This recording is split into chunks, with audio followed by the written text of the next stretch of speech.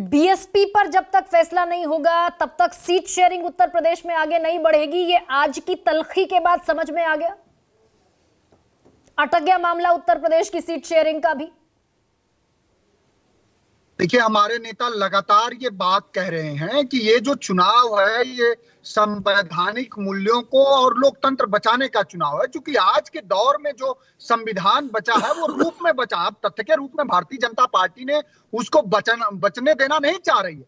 तो सवाल ये है कि जो विपक्ष 65% भी इधर उधर और तितर बितर वोट पा करके अपोजिशन में है, जो आज सत्ताधीश है वो 35% ही वोट पा करके सत्ताधीश बने हुए हैं। तो सारे विपक्ष को और सभी लोगों को, ये आम जनमानस की आवाज में आपको बता रहा हूं, क्योंकि हम लोग ग्रामीण क्षेत्र से आपसे संवाद कर रहे हैं और रोज ये सभी की जो लोग इस देश के जो 80% लोग जो दुश्वारियों का रोज दुश्वारियों से गुजर रहा, वो चाह रहा है कि ऐसा हो कि 65% वोट इकट्ठा पड़ जाए और 35% वाले ऐसे ही हार जाएंगे।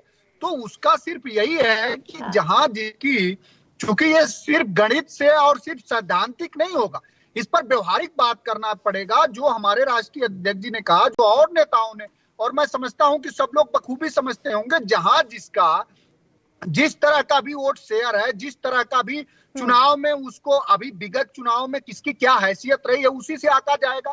तो फिर मनोज सिंह काका, गठबंधन की बेहतरी तो उत्तर प्रदेश में इसी में है कि बीएसपी शामिल हो जाए, मायावती चली आए, लेकिन आपकी असुरक्षा ज्यादा है क्या मायावती को लेकर? और असुरक्षा है तो फिर क्यों है, अगर टारगेट एक है तो? देखिए, असुरक्षा किसी तरह का नहीं है। 19 में हमारा उनका अलायंस था। असुरक्षा किस बात का? आज उत्तर प्रदेश का जो दलित है, जो बहुजनवादी लोग हैं, जो संविधान को मानने वाले लोग हैं, वो जानना चाह रहे हैं कि आज उत्तर प्रदेश में 69,000 शिक्षक भर्ती के जो लोग 500 से ज्यादा दिनों से बैठे, उनके बीच में समाजवादी पार्टी तो कितनी बार गई? अभी 12,460 शिक्षकों की जो नियुक्ति हो रही, उसमें धांधली हो रही। तो हम लोग सवाल उठा रहे हैं, जो पीडीए का जो संरचना है, जो सब है, अगर कोई सवाल उठा रहा है, अगर हम सवाल के आधार पर और लोकतंत्र में अन्याय और जो दुराचार हो रहा है उसको अगर समाजवादी पार्टी उठा रही, हमें किसी से असुरक्षा क्या है? समाजवादी पार्टी ने अगर 35% वोट के साथ अगर 2022 के चुनाव में खड़ी है, तो आप बताइए दूसरा कौन सा दल है उत्तर प्रदेश में भारतीय जनता पार्टी के अलावा जो 35% वोट पाया है? नहीं, लेकिन तो हमारा मनोज सिंह काका, मेरा सवाल यह था कि उत्तर प्रदेश में क्या बहुजन समाज पार्टी पर निर्णय हुए बगैर सीट शेयरिंग पर आगे बढ़ना समाजवादी पार्टी के लिए मुमकिन है,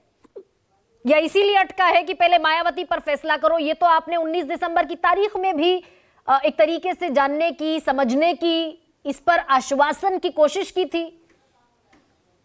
समाजवादी पार्टी का गाजीपुर से लेके गाजियाबाद पर हर सीट पर समाजवादी पार्टी के लोगों की अपनी उनकी तैयारी है, बूथ स्तर पर, ब्लॉक स्तर पर। हाँ। हमारे राष्ट्रीय मायावती पर बोलना था मनोज।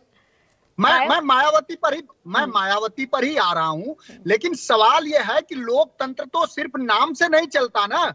आज बुनियादी सवालों के साथ अभी विगत चुनाव हुए घोसी में, जहां भारतीय जनता पार्टी का सारी शासकीय व्यवस्था, सारी सरकार, मुख्यमंत्री से लेकर पूरे उप मुख्यमंत्री, वहां समाजवादी पार्टी अपने 37% वोट से 57% वोट पे पहुंची है।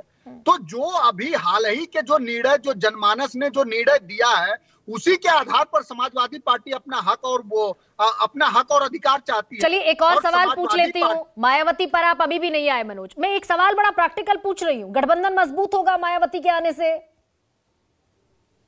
देखिए, मैं ये तो तय बहन जी को भी करना पड़ेगा ना।